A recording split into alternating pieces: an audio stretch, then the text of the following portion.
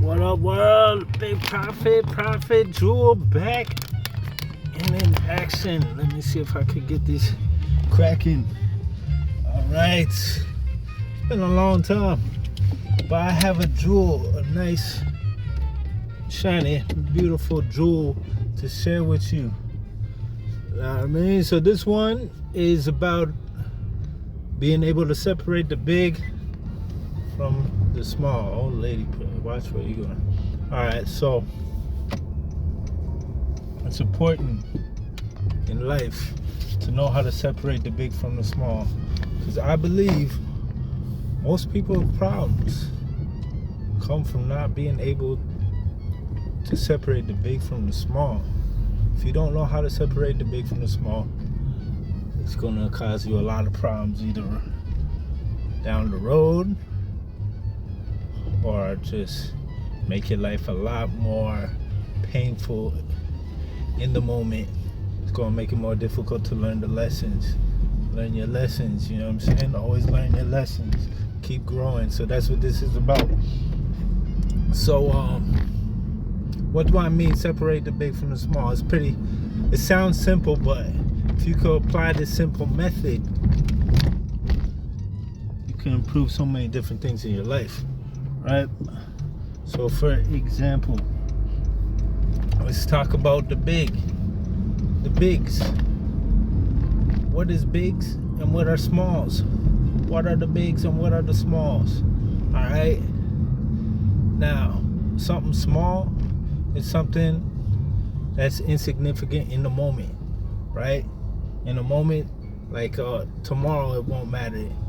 A week from now, it won't matter. A month from now, a year, you won't even remember any of that. Those are smalls. Bigs are big things. Things that will impact the rest of your life, will impact the rest of this year, the rest of this month, will impact others. These are bigs. These are big things. These are big deals, right? Now, how do you separate the big from the small? Now, sometimes we got something small and we think it's something big. How do we confuse the big with the small? I mean, like when we look at the physical world, we can easily tell the big from the small. But the problem is when we talking about the mental world, we don't see big or small. What we see mentally is stories, right? That's how you turn something small into something big, is the story. You tell a big story about something small, then you don't know the difference between the big and the small. Or you see something big and you tell yourself that it's something small. You know what I mean? That's how you tell yourself, or that's how you confuse yourself about what's big and what's small. You know, like you get in a situation, it's something small in the moment, but you think it's something big, and that's only because of the story. So let me explain, right? Let's say that the last few weeks, it's been something difficult. You've been going through challenges. You've been going through bills. You stub your toe. But, and now you're thinking that your life is ruined, that you have bad luck, that the weather's bad, that you're never gonna succeed. Life is just traumatic experience, right? But the thing was that it was something small that triggered this whole series of events, that these series of thoughts that made you think that something, you're telling yourself this big story, this gigantic story about something small, right? You just stub your toe, you'll be all right in a couple of minutes. You won't even feel it, you will forget about it. But that story that you told yourself about the series of events that led up to it, that turned something small into something big, right? And that's how we have an emotional breakdown, because it's not just the small one thing. It's the series of things that led to that small thing that made it a big thing.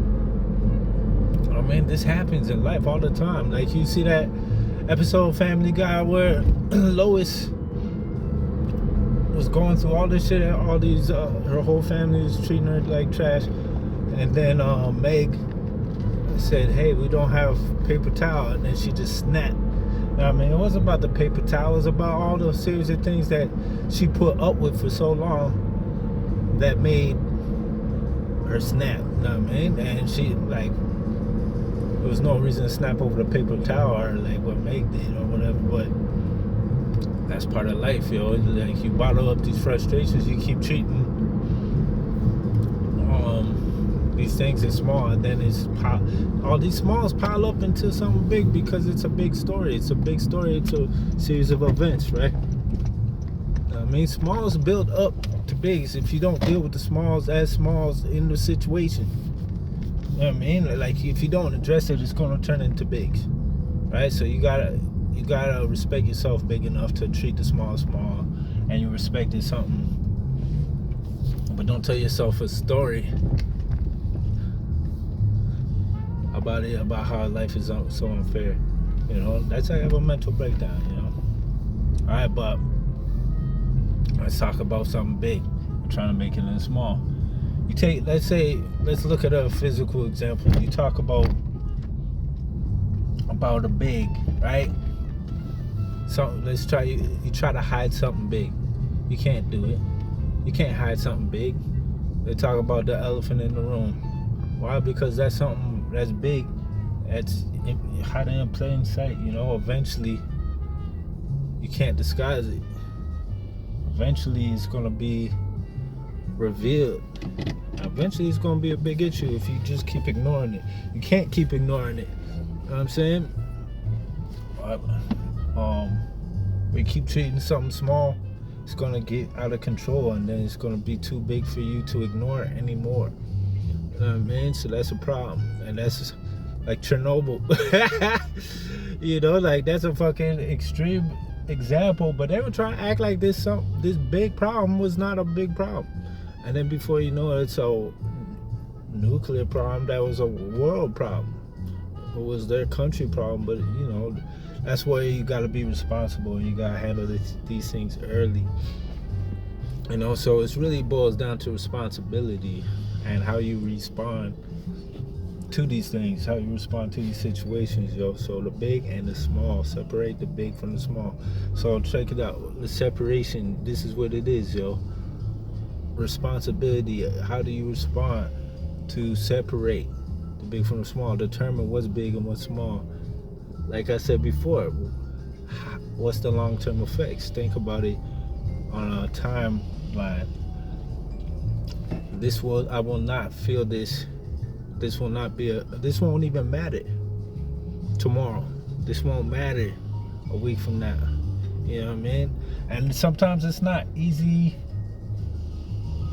to determine if it's big or small because of the story you tell yourself. Sometimes we're in crisis mode and we think this one situation needs to get dealt with now, and that's a problem I've had, because it's like, I know that if I keep ignoring it, that it's gonna add up and it could turn into a big thing. It might seem small to someone else, but it could be a big thing. But sometimes you can sleep on it. Sometimes you might have to back away and calm down and get your emotions out of it, you know, and then that could help you see if it's big or small. Like, just like you can't see how big something is if you're up close to it, sometimes you need space and time to be able to look at it to see if it's something big or small. So give it space. You know what I mean? Give the space, give the situation space, give the person space, give yourself space, give yourself time. You know, if it didn't work itself out, then it's probably bigger. But if it did work itself out, then it was small. It was a small thing, you know.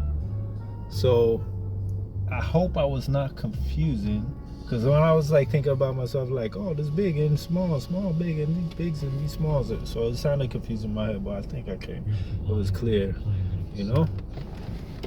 But yeah, that's Prophet Jewel. I'm getting back into it this year.